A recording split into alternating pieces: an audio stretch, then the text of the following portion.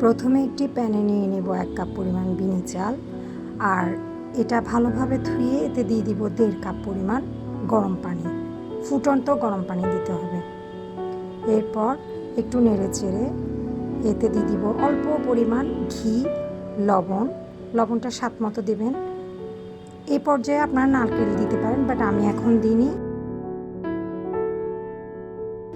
এই পর্যায়ে আসলে ভালোভাবে একটু নেড়ে চেড়ে দেবেন, কারণ নিচে লেগে যেতে পারে।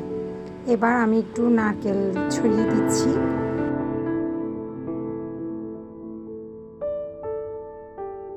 হয়ে গেছে আমার বিনি ভাত।